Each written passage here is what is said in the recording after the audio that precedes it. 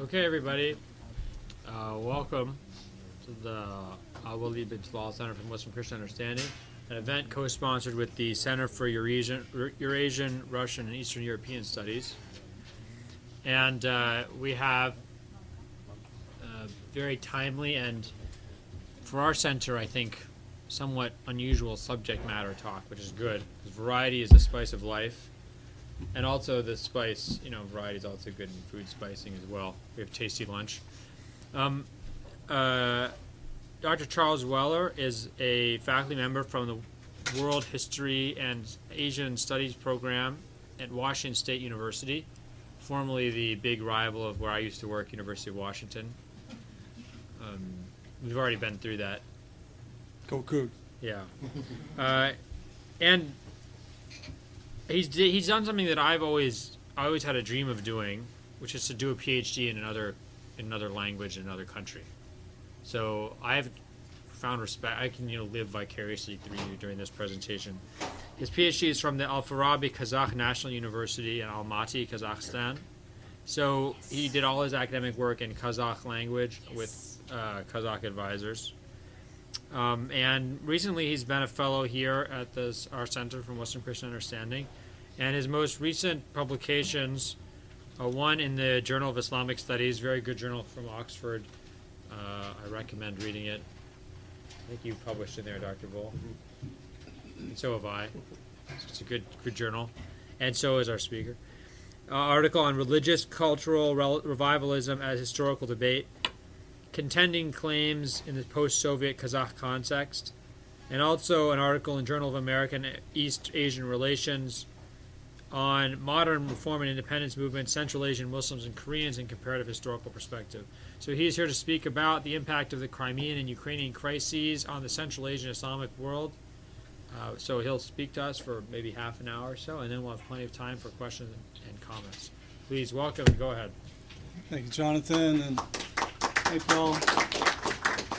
y'all for coming. And I want to thank the Al-Walid Center for Muslim Christian Understanding and the Center for Eurasian, Russian, and East European Studies here at Georgetown for offering us this opportunity to get together and talk about this subject and having me here. And I want to say a special word of thanks to Dr. John Voll for his sponsorship of me here as a fellow and the opportunity to work with him over the last number of years in different ways, to be in contact, and I'm very appreciative of that and with great respect. So today, the impact of the Crimean and Ukrainian crisis on the Central Eurasian Islamic world, at least one aspect of it myself, as just mentioned, Central Eurasian religious cultural history. I'm not an international relations person, FYI, although I try to, of course, keep informed on all of those aspects, but I'm especially focused on Kazakh identity formation under Russian colonial rule, 1700-1939, and relation to the post-Soviet period, other topics that I take interest in there,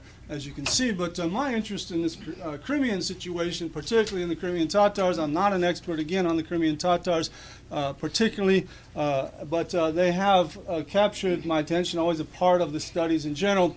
But you can see this map with the Russian population concentrations outside of Russia proper, now in the former Soviet Union, marked in red, represented in red. And you can just see right there the Crimea and northern Kazakhstan as the two most concentrated areas of Russian population, which links these two issues right there. Indeed, the Kazakh world responding immediately to all of this. And the talk of the town when I visited there to teach at Kazakh National last May, and this was the talk of the town over and over again, with the deep concern appearing in the newspapers, and it is what has drawn my attention and interest deeper into the Crimean Tatar situation there. So, of course, Russia comes in, takes the Crimea, and then we have the Eastern Ukrainian problem there, and this is going to really accentuate the conversations already happening over the issue of reviving Greater Russia, the question, and the question, the future of Russia's borders with Belarus, Georgia, Kazakhstan, Moldova, and Ukraine, as Perchner has written on in 2005, and quite accurately. It's all part of this historical great game that we might frame it within.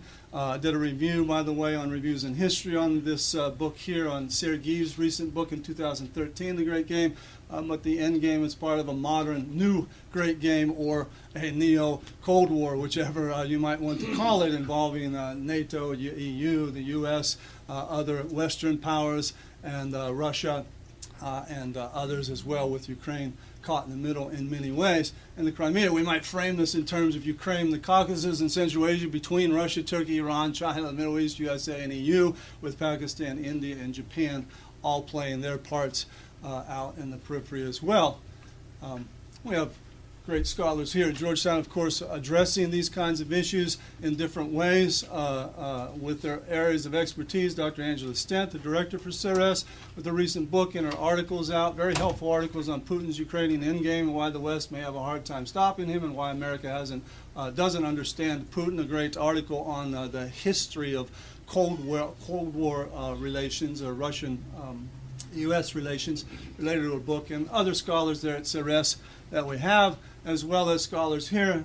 Dr. Bull, as I've already mentioned, with his book on Islam, Continuity and Change, addresses part of the Central Eurasian Islamic World, very helpful in that studies in the broader context. And Dr. Shireen Hunter, who I just spent the last 20 to 25 minutes talking to right before coming here, since they've placed me at a desk in her office there, and we've been enjoying some conversations. But she's written a very helpful work as well on these subjects.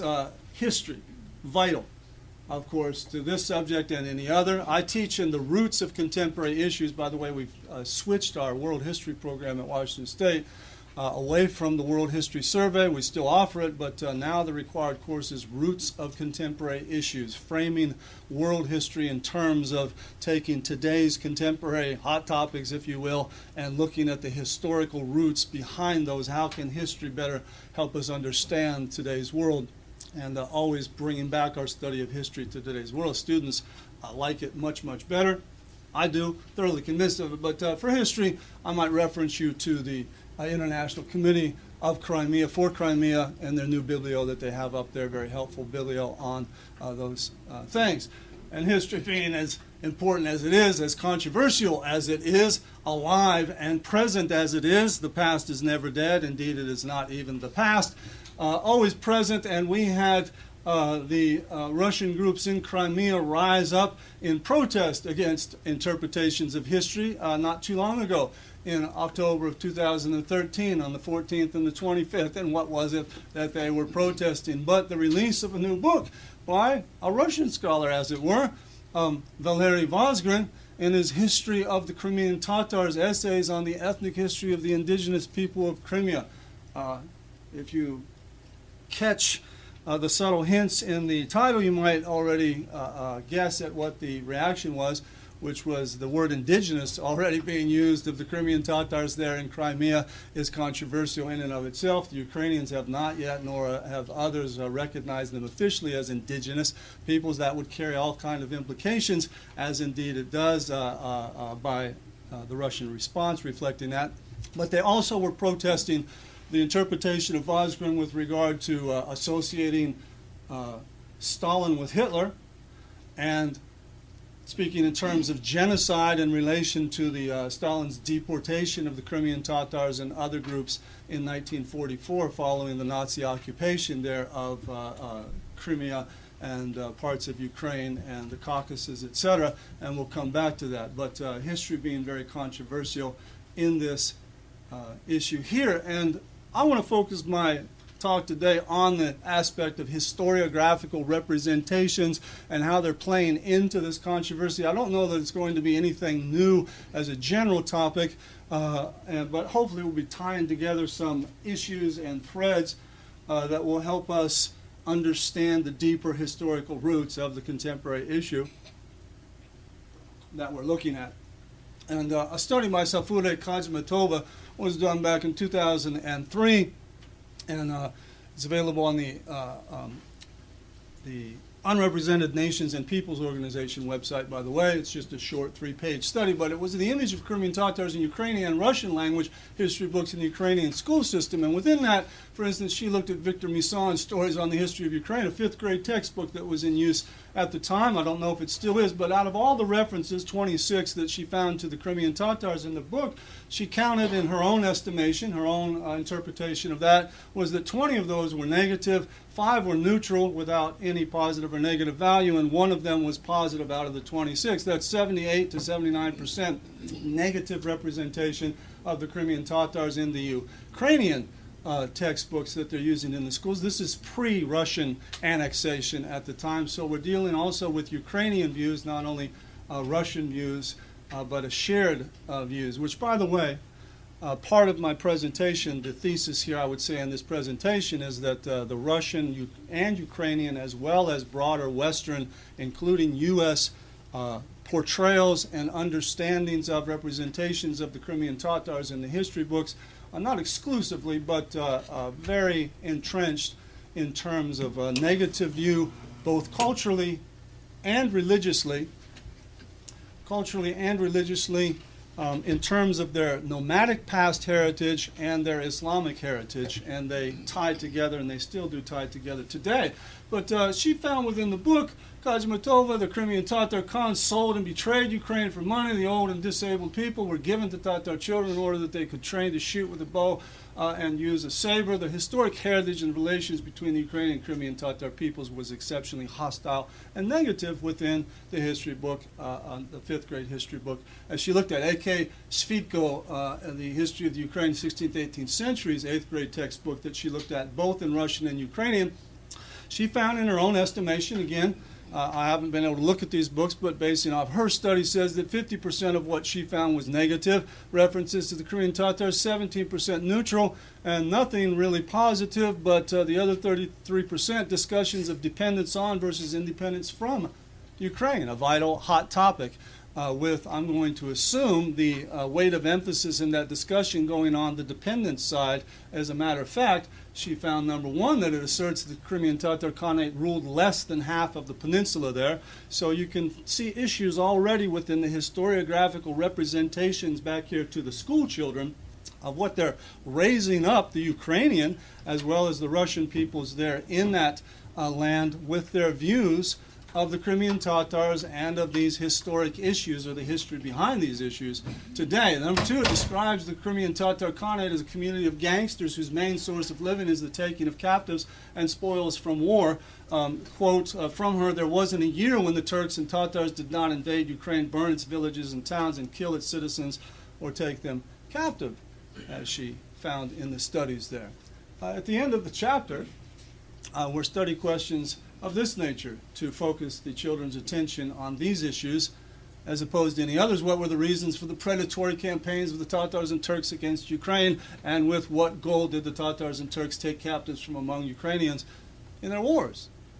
So these are the kinds of things that, again, are being instilled within the minds of the children as they're going up in the school system before we have the Russian problem there. And again, I say that this is a broader paradigm that's shared not only within Ukraine, but in the Russian language, the Ukrainian language textbooks, and we even find it in the American textbooks and others. Robert Forzik, who has published a recent book in 2014 on where the iron crosses grow, and we're going to come back to this book later, but you can see he's got the same basic perspective paradigm on this issue. The Russians were drawn to the Crimea. This is his opening prologue, by the way. This is the first paragraph of his opening prologue to present his book and his study, and this is how he frames it. The Russians were drawn to the Crimea by Tatar raiding, which had swept far and wide across southern Russia since the early 16th century. The Tatars were warlike descendants of the Mongol Golden Horde, closely allied with the Ottoman Empire for centuries. Their economy in the Crimea was based upon the sale of pillaged goods and of Russian captives into slavery. The picture already that he's painted of the Crimean Tatars to frame his study is this, which is essentially shared with what we find in these Ukrainian school textbooks as they depict the Crimean Tatars there. A shared, what I'm going to use the term Orientalist, it's, however you understand that, I'll use that term here, an Orientalist frame, paradigm for understanding the Crimean Tatars people that is shared, again, by what we could classify in the broader Western civilization, including Russia and Ukraine within that definition of West in that respect. So we are talking about crucifying the Orient, as called Banasani, and Russian Orientalism, Asia and the Russian world, down through here with studies that have been done and released on these issues. Also in America, again, if I come directly to the Islamic issue here and what has been at the forefront of much of the media and concern, discussion about the Crimean Tatars there and Russia's Islamic threat, viewing them as a part of this, Gordon Hahn, out of the Monterey Institute of International Studies, at Middlebury, his book talking about the North Caucasus, jihad may be the harbinger of a much larger Muslim challenge to Russia's political stability and state integrity. The expanding population of Russian-based Islamist terrorists is particular cause for alarm, is the central thesis of his book, the thrust of it, which he also has another book on the Caucasus Emirate Mujahideen, the global jihadism in Russia's North Caucasus and beyond there. And again, I'm tying in here now this particular focus on the jihadist, violent, extremist aspect of the Crimean Tatars with this broader cultural framing of them in history, their violent, warlike heritage, and the perspective that is framed of them both religiously and culturally in the history books that are there. Because it is, in fact, tied together and flowing together in history dynamically. But I would take this back just briefly historically to the Greeks and the barbarians, of which the Russians are an inheritor through the Byzantines there, the Scythians and the Greeks, and their attitudes towards these Central Asian nomads from way back in history, their superior mentality as a superior culture to them, infused into the Russian world through the adopting of orthodoxy from the Greek Byzantines there, and the Greek Byzantines themselves picking up attitudes and ideas from out of their own Greek heritage, Christianizing those, which borrowed from the Hebrew views of superior peoples and non-believers, believers, etc., and framing those then in a dynamic development throughout history, coming along down to Russia's interaction under the Mongol yoke, very important within their history, tying it specifically now to the Crimean Tatars in this history and their relations with the Golden Horde there, originally being under their yoke, and then the Ottoman, the Russian-Turkish or Russo-Ottoman wars that have happened over the history, including, this would include the Crimean Khanate within those wars there along the way, and the annexation of the Crimea by Russia in 1783 as a part of that history. By the way, these wars being framed and the interactions of Russia with the Golden Horde being framed typically at that point under Tsarist Russian orthodoxy in very religious terms, understood not only politically but with a religious dynamic involved of Christian-Muslim relations there, of Christian-Muslim tensions, ideas of jihad and of crusade, if you want to apply that term there, though not necessarily used in the Russian context. But if we continue to look at the history just briefly of Russia's interaction with the Muslim world, and specifically here I'm concentrating on what has really framed their ideas of the Central Eurasian Islamic world, and particularly their concern for jihad and violence and war and holy war. You have not only the Russo-Turkish wars, there are all of those involving the Ottoman Empire, but you have, for instance, Shamil's holy war against Tsarist Russia following the Russo-Persian War, when the Russians came into the Caucasus around there, used the Caucasus area to come down and attack Persia from the behind side in 1826 to 28, and essentially took it over at that point. You had this uprising that lasted 30 years, and in terms of a holy war, you had the Andijan uprising in Uzbekistan in 1898 against Russian colonial rule. You had the Turkestan National Liberation Movement in the early 1900s, fighting against the Soviets, trying to maintain independence and freedom in that uncertain period between Tsarist and Soviet rule there. The Bolshevik Basmaki rebellion in the Soviet historiography.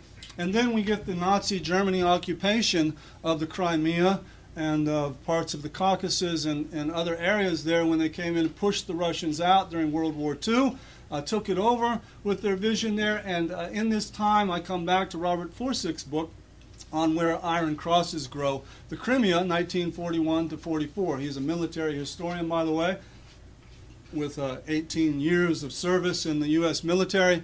U.S. Military man with a Ph.D. in history from the University of Maryland. So he's put together this book.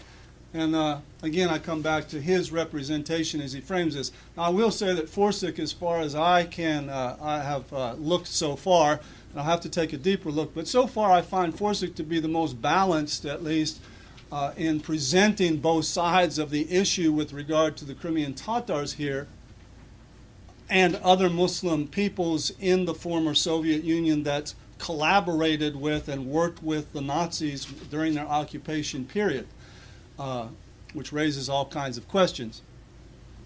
And we'll come back to those. But I find him to be the most balanced in pointing out that many of the Crimean Tatars did not collaborate with the Nazis and stayed within the Soviet military, or even refused under Nazi occupation to participate with the Nazis there, not putting their faith or trust in either the Nazis or the Soviets at the time. But indeed, we do have a significant portion there. We have other books emerging here. Recently, there seems to be a small flurry of publications on this topic of Islam and Nazi Germany's war and the relationship together, Nazis, Islamists, and the making of the Middle East. I have another one here. I have that one, but I also have Nazi Germany and the Arab World by Nicosia.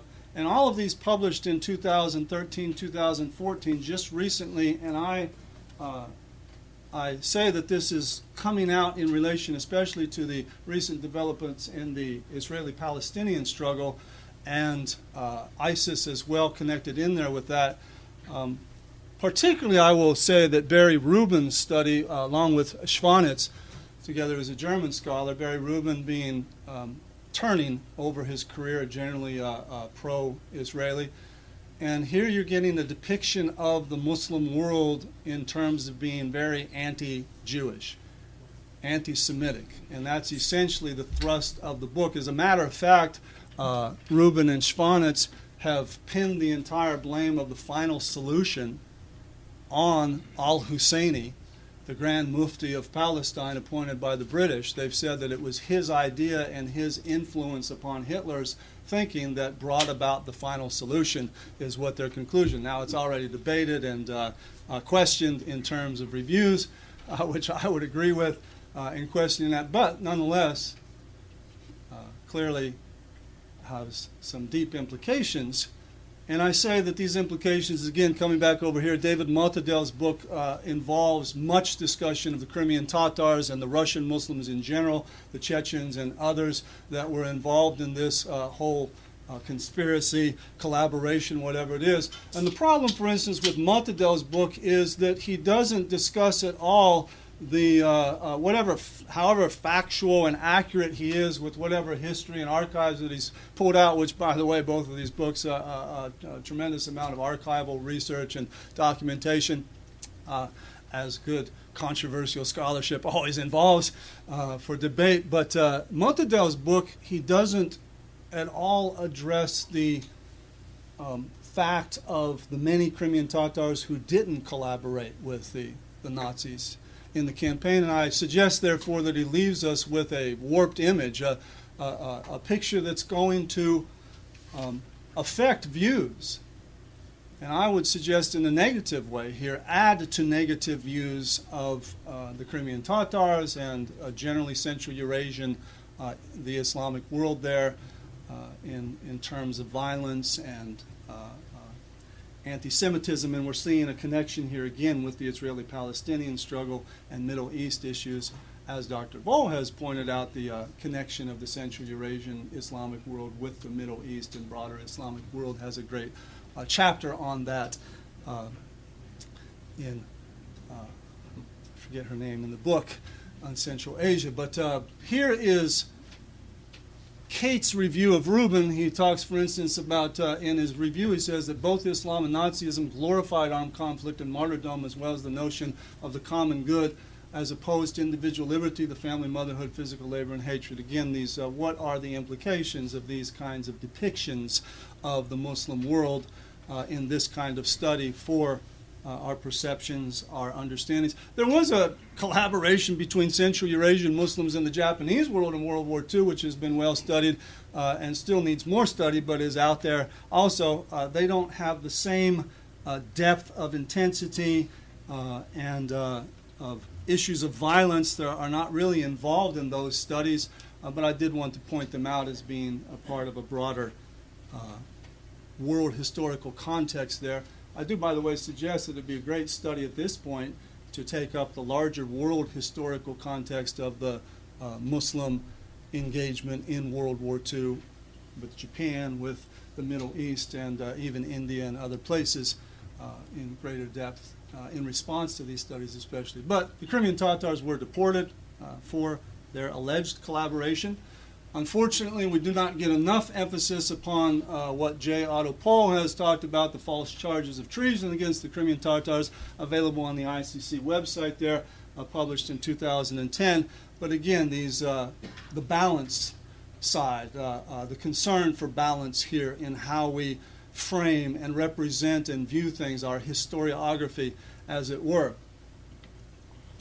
World Bulletin out of Turkey on their English website here has emphasized, I think, in response to some of this, that, for instance, they're talking about Muslims who saved Jews in World War II, honored at an exhibition. This concerns especially those from Albania in World War II, but there's others as well that would be highlighted. By the way, they also highlighted in 2014 that a Jewish mayor in Ukraine decided to reopen a mosque there in honor of the Muslim community in the face of these conflicts, etc. And so I just would like to highlight these kinds of peaceful and healthy interreligious relationships here between the Jewish and the Muslim communities, particularly within the former Soviet context, that are there, and that I suggest that need to be emphasized in the face of these other kinds of studies that are now coming out and drawing our attention to other aspects. Moving on here in the development of Russia's attitude toward and paradigm and things that have shaped their views of the Islamic world in general, and particularly the Central Eurasian Islamic world. You have the Soviet-Afghan war playing into that as well. Osama bin Laden and involved with that. If we move into the post-Soviet era and their major events that have shaped their attitude and their thinking, their concern, their alarm with jihadist, extremist, violent Islam, you have the first and second Russo-Chechen wars throughout the second half of the 1990s. Related to that, the hostage crises in Budanovsk and the hospital in Dagestan, the 1999 Russian apartment bombings, and then beyond that, but still related, the Moscow theater hostage crisis in 2002, a string of events in 2004, the Moscow metro bombings, the bombings of 2 airplanes flying out of Domodedovo International Airport, and the Beslan North Ossetian school hostage crisis, which I remember vividly while I was living in Kazakhstan at that time, affecting much of the Central Eurasian Islamic world in many ways. 2007 and 2009, bombings of the Moscow-St. Petersburg Nevsky Express there, and all attributed to Chechen and related jihadists that were fighting their war against Russia there. We get the 2010 another Moscow metro bombing, in 2011 another Domodedovo International Airport bombing, in 2012 the car bombings which killed the Tatarstan's deputy mufti, and the attempted assassination on the chief mufti in Tatarstan. All of these, again, being major events that have affected and framed Russia's attitude toward and response toward the Central Eurasian Islamic world, and particularly its focus on the issue and concern of jihadist, extremist, violent Islam rising up, going back to Han's book on Russia's Islamist threat. And so the issue of where we choose to put the spotlight, not just for the U.S., but for Russia and others of us. We have millions and millions of Muslim people around the world that live their average, normal, everyday life in peaceful terms. Many of them that I enjoyed the hospitality of, the rich hospitality of in Kazakhstan and Central Asia while I was there. And I can guarantee you that my experience of Central Asia involved very little, although definitely problems are there. I don't want to try to paint a picture that says that it doesn't exist. It does exist, the problems that are there, but by and large, the weight of emphasis, as I see it, should be on the millions of Muslims that are living their peaceful, everyday life and showing their hospitality and kindness and cooperation and interaction with Westerners and others in that sense, and themselves trying to respond to these problems that are raised by violent traditions, streams, sects of the Islamic world, etc. But the spotlight continues, as you can see, with Putin in an interview. As a matter of fact, from out of the Chechenian crisis there, he says, in response to an interview with the French weekly Paris March, he responds to him in saying that Russian soldiers are on the forward line of the fight against Islamic extremism. And that is true. Unfortunately, few people realize that. When the chips are down, Europe should be grateful to us, and it should bow to us in recognition of our fight against international terrorism, which we have been conducting, unfortunately, single-handedly. So far, of course, that was about 13, 14 months before 2011. So he was not to continue that fight single-handedly for long. But at that point, his attitude was thus. Indeed, as Tony Wood has pointed out in his book on Chechnya, The Case for Independence, the Russian authorities have long sought to portray their attack on Chechnya not as an attempt to crush the Chechens' aspirations to independence, which flowed out of the multiple declarations of independence by the East European and Central Asian nations that emerged, the 15 of them that emerged from out of the Soviet Union, the Chechens also wanting, as the Tatars did as well, and Bashkirs and other, their independence, and not being granted that for various reasons. But they don't frame it in terms of a war against them for secessionism or their independence struggle, but as a wider battle against Islamist insurgency.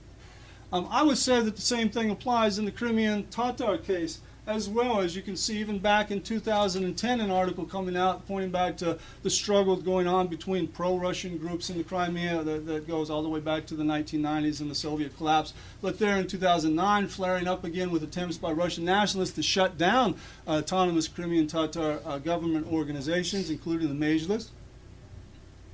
And some Russian politicians openly declared the threat of Wahhabism, which extends from, and what's going on here? Yes. Uh-oh. Come back.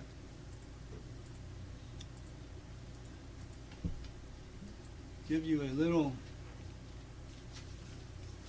what happened? Highlight of my forthcoming material. There you go. And so a Russian politician openly proclaiming this threat of Wahhabism extending from the peninsula to the North Caucasus, this interconnection of the Chechenian situation with the Crimean Tatars there, along with ISIS coming into play for them, and framing it in similar terms.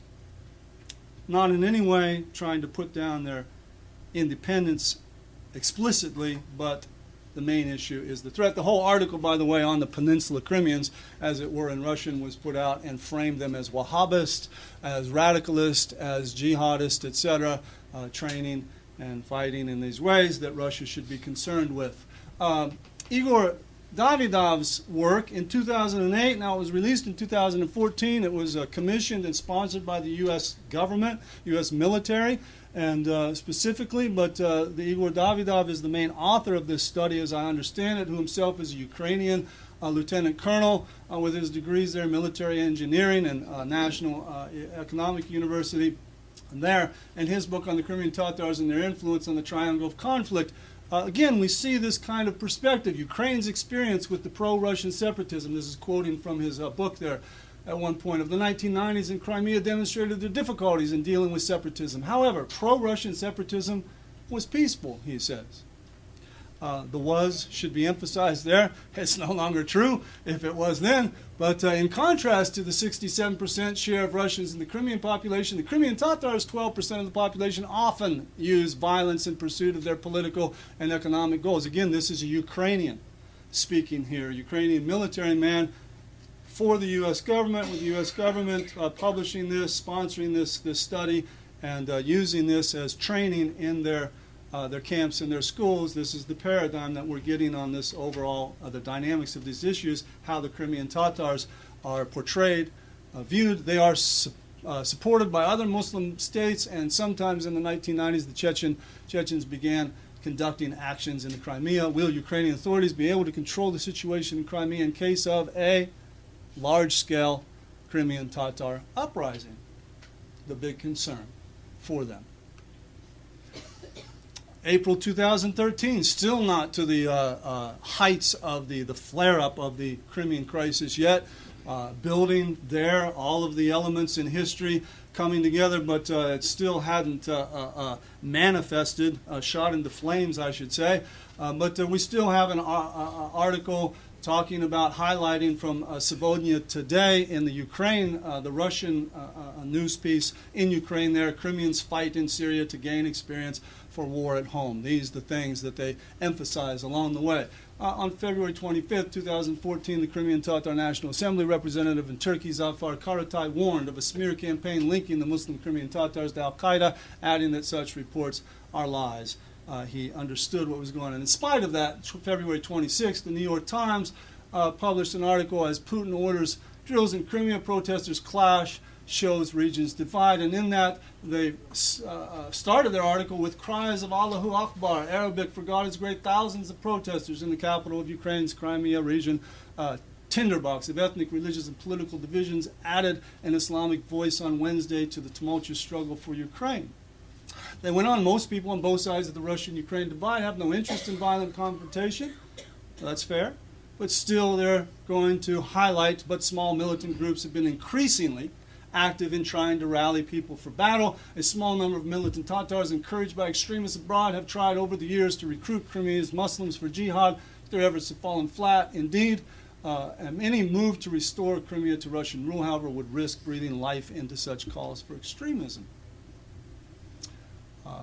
This was picked up on immediately in the Russian press. For instance, Tenzornet, Russia's actions in the Crimea could provoke jihad. Notice the headline that they adopted from this article was this emphasis here on the jihad. Russia's actions in the Crimea could provoke jihad on the peninsula, out of the New York Times. Then we had Guy Shizan, Tatars warn Russia risk provoking jihadi backlash in Crimea.